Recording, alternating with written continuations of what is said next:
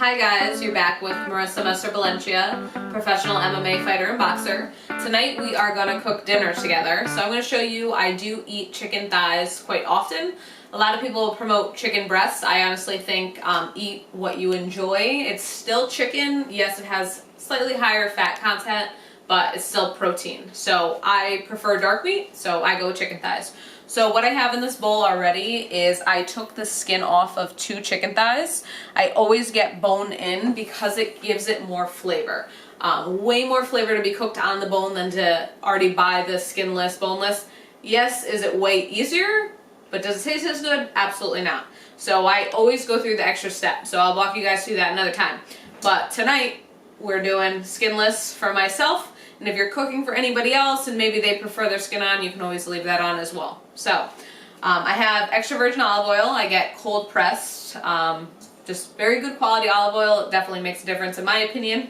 We're going to do black pepper, sea salt. I have onion powder. I have minced garlic and then some fresh rosemary. It's actually from a rosemary plant that I have in my kitchen. So what we're going to do with dinner as well is we're going to have brown rice. So this is Basmati light brown rice. And then I have some mixed veggies here that I'm going to saute together. Zucchini, some cherry tomatoes, mushrooms, and then onion and garlic. So I put that kind of right on top of the rice. It'll be good. So right now what we're going to do is we're just going to marinate the chicken. So I'm going to take my olive oil. I'm going to measure out a tablespoon. Okay, sometimes I just eye this out. I don't want too much, too little, but I do want to coat it so that all the pieces get nice and brown. I am going to cook the chicken in my air fryer. So what I do a lot of the time, I used to love to grill chicken. Right now I don't have a grill, so I can't grill. But other than that, I would bake it. And once it was almost done, I would put the broiler on to get the kind of the same charry effect as the grill. And then a few weeks ago, I got myself an air fryer. So since then, it only takes about 20 minutes to air fry the chicken thighs, so I definitely do that. One big tip is if I know I'm having the chicken before dinner and I have enough time to come home and pull it out of the fridge about an hour, 30 minutes before I'm cooking it, kind of want to let any proteins come to a slightly more towards room temperature than pulling it right out of the fridge and then cooking with it. Okay, so I'm gonna, I have the black peppercorns. I'm going to grind this up right in here. To me, honestly, I've been doing this over the past few years, is having a grinder, and it just makes a difference. It just, you know, makes a more personal experience, I guess, with your black pepper than just like shaking the thing out. It's not as much fun. I'm also gonna do the same thing with sea salt. So just a little bit. If I'm training for a fight and, you know, attempting to lose some weight, I do cut out salt. Well, like having a surplus of it. Not that I have a crazy amount anyways, but it does give some food some flavors. Next, I'm going to add some onion powder. So I just try to, you know, sprinkle, make sure everything is nice and evenly coated. I'm going to take my minced garlic, which smells fabulous, might I add. So I'm just going to shake some of those in there. In my opinion, you cannot ever put too much garlic. But again, I am Italian, so that is the thing we all will carry to our graves, is there's never too much garlic. Okay, so that's minced garlic. You can definitely use some fresh garlic. Again, I have some fresh rosemary right from my rosemary plant right in my kitchen. I'm just going to pull these off. So fun fact, I learned this not too long ago. If you pull downward, they actually come off. So simple, okay? So you can chop these up. Right now, sometimes if I'm just kind of on the move, I'm just gonna break them up just that little bit and then sprinkle, okay? So you definitely can use a cutting board, chop it up, but hey, might as well get the job done, just that simple. Okay, so we're gonna break that up. And then I am gonna use my hands because that's the best way to mix this up and make sure it's nice and evenly coated. But be mindful, you're touching any chicken. Don't touch anything else with those hands. Wash them before you touch anything. But I want this olive oil and these seasonings to be nice and coated. See how those nice pieces of rosemary coming through?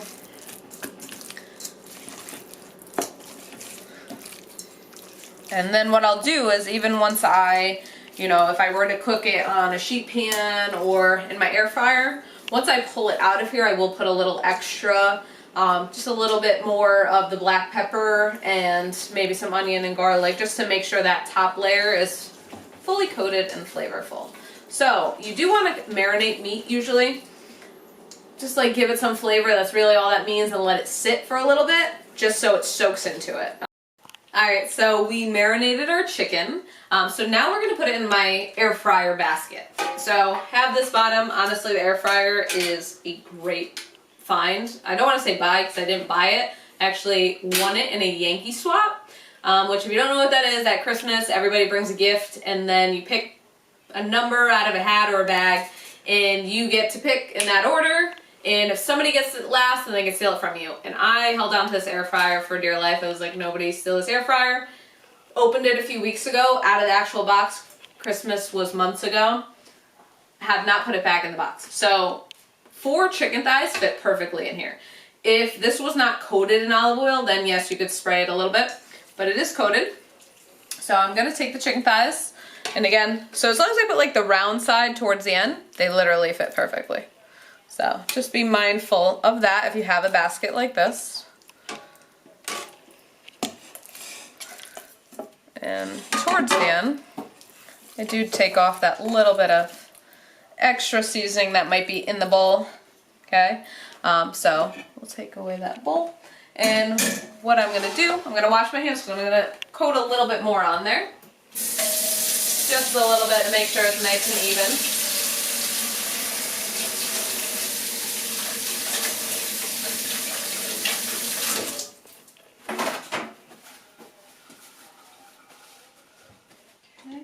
So again, just a little bit more black pepper.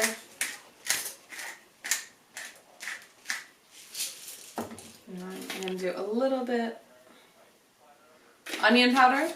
Again, I already put it on, mixed it around, so it's mainly coated, but, and again, a little bit more of that minced garlic. So, air fryer is right back here. The air fryer, it has different settings for temperature. So these chicken thighs will be 400 degrees for about 20 minutes and they will come out nice and crispy. So we're going to put this in. Let's set this up. Okay, it'll be set to 400 for 20 minutes. Okay, now we're going to start on our rice. So I already have measured out Basmati brown or light brown rice. I have 2 cups of water, and then I have my cup that I already measured out. So it's going to be 2 cups of water to a cup of rice. So I'm just going to show you how I flavor my rice water ahead of time. So some people don't think of this, but I think it makes a difference. I definitely think it makes a difference. So before you put your rice in, you have to bring the water to a boil. So I am going to put my 2 cups of water. Definitely read your directions on your rice because some need more water depending on what you're cooking, depending on what grain you're cooking. So I have 2 cups of water, and then I'm going to season my water. So I'm going to put some black pepper. These are things that you're like, what? I didn't really think of that. I'm going to put some of my sea salt.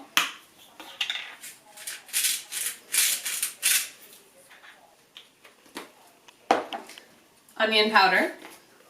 And so honestly, the 1 cup of dry is going to make 2 cups. I believe 2 cups. I think it might be a cup and a half, 2 cups. But I believe it's 2 cups. So a little bit more seasoning goes a long way. Because this rice water is being obviously spread out, so you want every little bite to have some good flavor. And then I'm a big fan of things having a little kick. So I'm going to put some crushed red pepper, okay? So again, not necessary at all. Honestly, the onion and garlic are very key and great, and a little bit of salt. You can also put, I'm going to put like a little drizzle. It's not going to be like a tablespoon or crazy measurement, but just a little tiny drizzle of olive oil. So maybe that was a teaspoon, very small. So I'm going to bring this, that black pepper got me. So I'm going to bring the, or excuse me, red pepper. I'm going to bring this to a boil. once it's at a boil, then I can add my rice in. So we're gonna turn this on high, okay? Once I add my rice in, and I'll remind you guys, we have to turn it down to low, so it's at a low simmer, and that's when my time starts. So it's 20 minutes of cooking time. So this is kind of a fool here, okay? Or to fool you. You might think only 20 minutes. I have to wait for my water to actually boil before that 20 minutes starts. So once it starts boiling, I'll add my rice, turn down the heat, and cover it, okay? And then from then on, it's about 20 minutes. Sometimes it takes a few extra minutes, but we will cross that bridge when we get to it. But for now, we're gonna let that water boil, and we're gonna wait on that. Alright, so we have our chicken in the air fryer. I have my rice on. Just want to let you guys know I had mentioned other ways that I had cooked my chicken thighs before. When I was doing them in the oven, you can do a higher temp, like 375, 400, and then I will put the broiler on low towards the end. So I'll check it after 20 minutes, make sure it's good. It obviously needs definitely more time if it's in the oven, even at 400 degrees. Maybe 10 more minutes, see if it's kind of browning. You definitely want to check the internal temperature anyways with a thermometer. You want it 165 degrees on the inside for chicken, poultry. So I check the thermometer, make sure that's good. But if there's a few seconds, you know, that I'm going to leave it in there for watching it with low broil, that's what's going to give me the golden brown.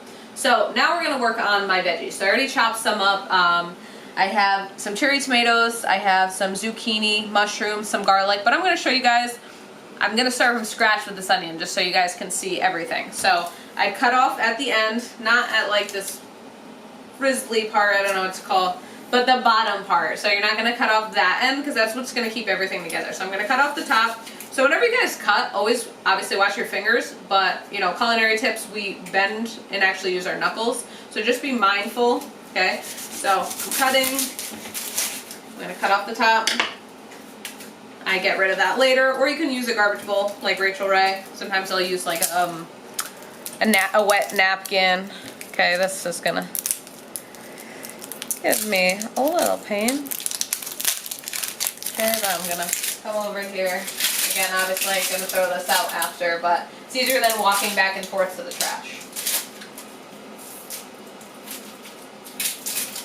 So I'll peel off like the outermost layer of the onion as well, because sometimes doesn't look the best anyways. So that's why you see a little bit of onion coming off there as well. And then make sure you're getting off all the skin and a little bit of those frizzies, as I have made up the term of my onion. Okay, so we're gonna put that here. Make sure your cutting board doesn't have any of those little pieces. And what I'm going to do is I'm going to cut this in half. Okay, again, I still want to keep this end on because it's going to keep my onion together. So I'm just going to show you guys, I'm just going to use half. So I'm going to use the bigger half tonight. We'll put this other half over here. I'll wrap that up later. So the way to cut an onion. So the reason why people start crying when they cut onions is if there's a lot of juices flowing. So even if you cut an onion the right way, but it's a very juicy onion, it's still probably going to bring tears to your eyes. But cutting it this way minimizes the amount of juices flowing. So, because there's less cuts, you're not just chopping, there's actually science to cutting an onion. I'm just going to turn this timer off. We're going to let a few things sit here. So, what I'm going to do is I'm going to slice this in half. So I'm going to find like a midpoint. Again, watch those fingers, so bring those knuckles back. That timer means that my chicken is good. So we're gonna bring that through a little bit, but I don't want to go all the way through. Now I'm going to turn it to the side and I'm going to start making some slices. Again, I don't want to touch that top knot. So I'm going to come down, slice through, come down. Again, watch those fingers. So, and again, be mindful how big or what pieces you're trying to go for. But again, I'm not cutting through that top, so this whole onion is actually staying together. And one more cut. Okay, so if I just wanted long strips, I would just cut once at the top, and then literally, and I'll show you, the strip would just separate, and be one strip. But I want to chop this up. Okay, so again, watch those fingers. Start at the top.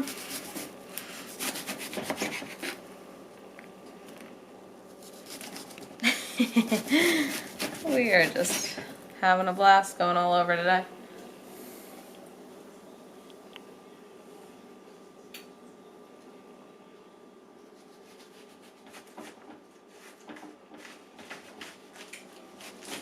And in the meantime, I want to put my onions in first, so I have a pan already heating up.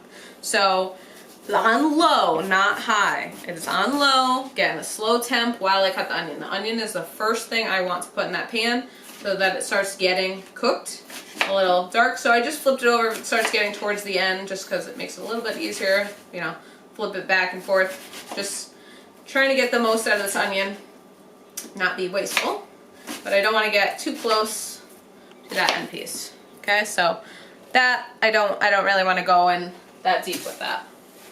So these other few, just give a little rough chop. So now these are pretty much all diced, pretty close to the same size. Okay, some of them obviously are stuck together, but those will all separate. So my pan, like I mentioned, is warm. So I'm going to take some of my olive oil, extra virgin olive oil, and I'm just going to drizzle just a little bit. Maybe that's like a tablespoon and a half in there, and right away it's gonna like soften, I guess you could say, because my pan was already hot. I want to put it into a slightly warm pan because that's gonna make a difference. So if you want, come right over here. We're going to put our onion in. Watch.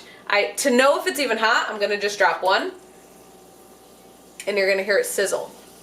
I don't want to just dump it all and not know. You guys hear that? Okay. So now I know. All right, I can dump the rest. This was a huge onion, but onion cooks down a lot. So the good thing about onion, even if you think you have too much, yeah, you probably don't. Like I mentioned with the garlic, especially because the onion is going to really cook down. So we're gonna move this around a little bit, okay? Because this we want to sit the longest. So always a little bit of pepper. With every layer, you want to be seasoning.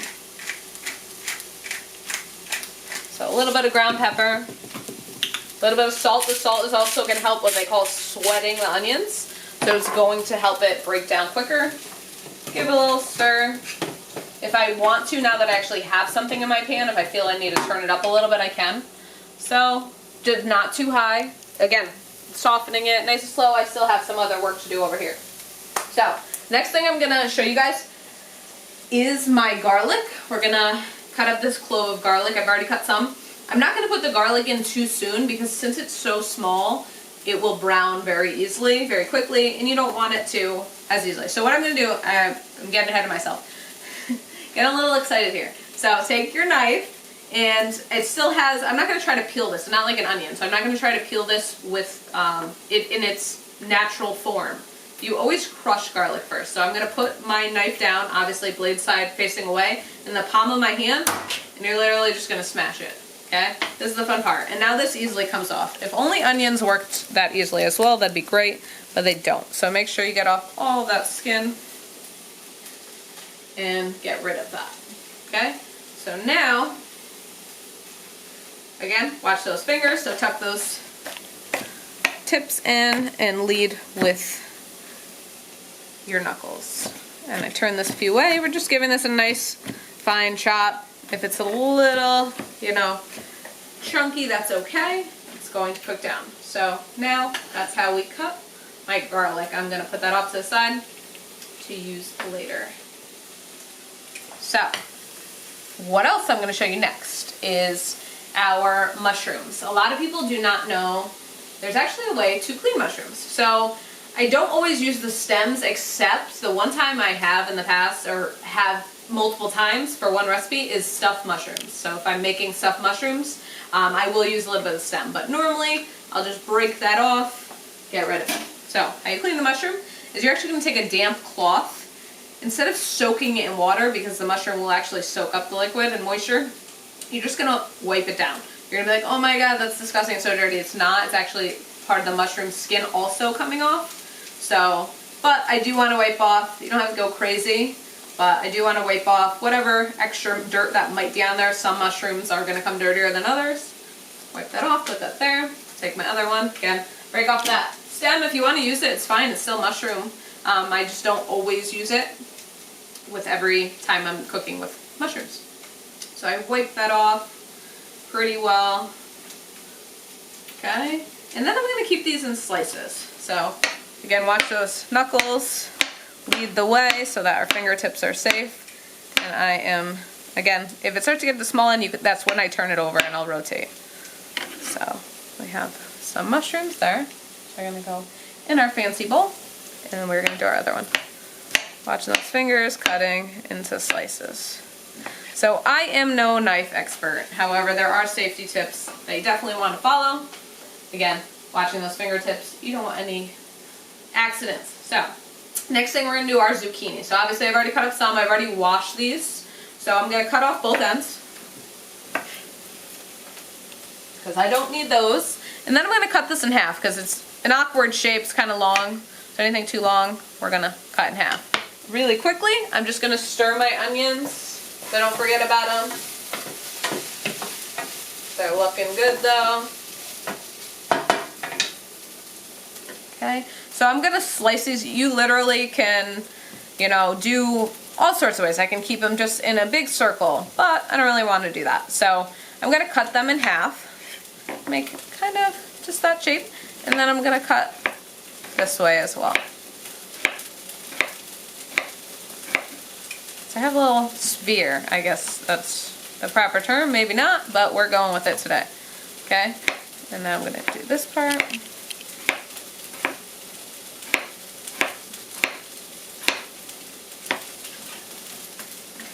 Add to my overloaded zucchini bowl. So zucchini has a lot of water, so you have to be mindful what you're cooking with it to make sure that it's okay. Right now I'm doing a dish over rice, so I don't mind if there's extra liquid in it, but if you're doing, or if you're baking with it or a lot of things like that, sometimes you have to squeeze out the water, excess water.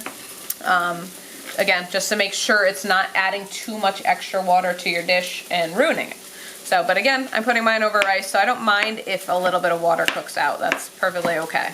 Same thing's going to happen with my tomatoes, because obviously there's moisture inside. So we are overflowing here.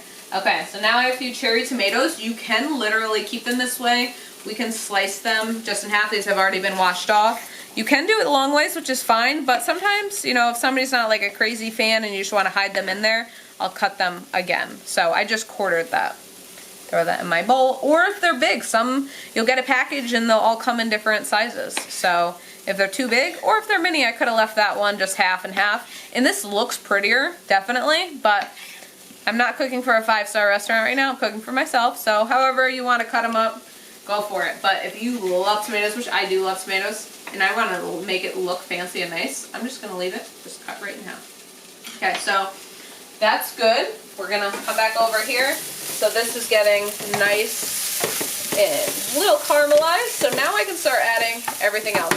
So I want my garlic to also get a little brown, just for a little bit, because once I add everything else in anyways, it's not going to have as much direct heat, so it's not going to get too burnt. So even though I'm throwing it kind of sooner, I just still want it to get a little bit more color, or just a little bit more cooked before everything else goes in there.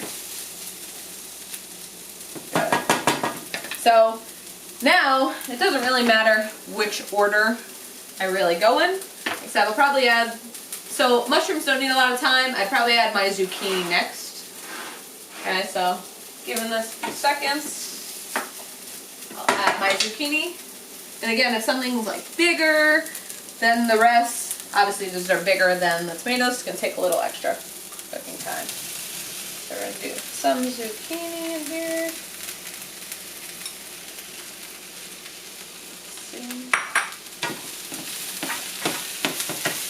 Stir that around. Good, so again, every layer you want to flavor. So I'm going to put some black pepper And I mentioned earlier I do like a little spice, so I'm going to add some red pepper after, but a little more sea salt, more of my onion and garlic. You'd be surprised because since there's a lot in here, you really need to keep seasoning everything, or else that little bit I put in the beginning is not going to hold it over. You really want flavor all the way through the dish. I don't have to add more olive oil, stuff like that. Maybe if I was doing like a stir-fry dish, I'd have more liquid, but I'm not. I just want these veggies sauteed to put over my rice. So I'm letting this cook down. And what I can do also, add in my tomatoes so that it starts giving flavors of everything else. So they all start marrying together. And we'll stir this around.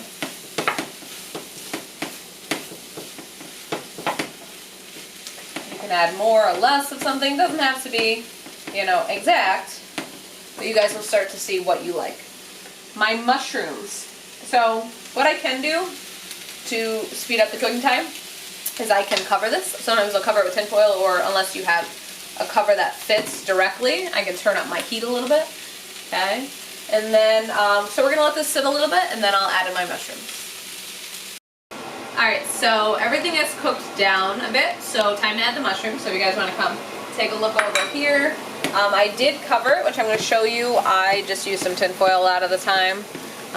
So I'm going to add my mushrooms. Again, the mushrooms aren't going to take long, so that's why those I kind of waited. Then I will stir those in. You see the zucchini kind of like darkening and softening. Okay, so that's how we know we are in the right direction.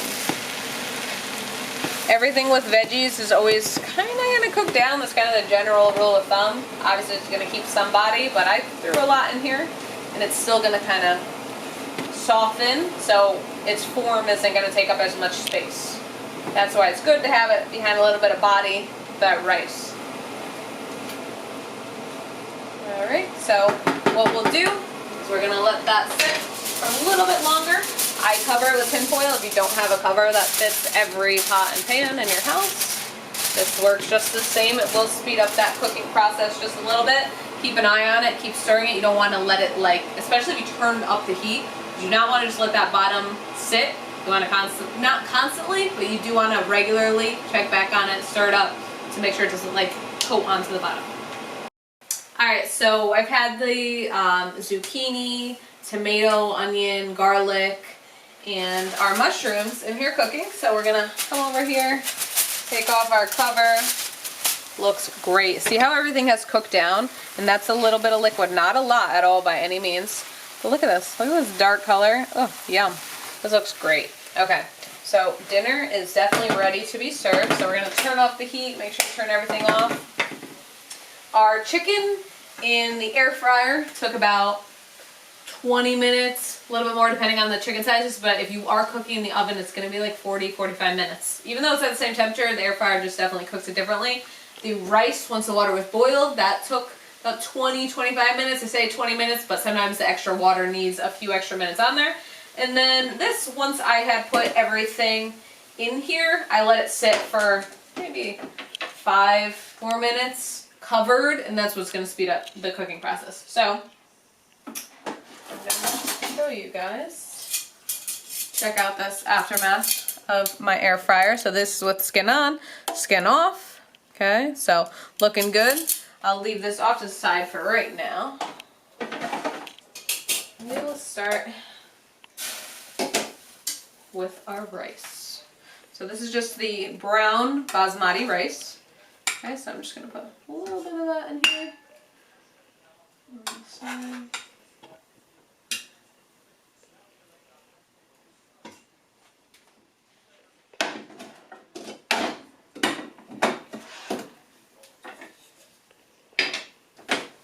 And then I'm going to take my veggies. I can put some off to the side or right on top. Looking good. Last thing, we're going to go back to that chicken. I'm going to take one of my skinless pieces. We're going to put that right on the side.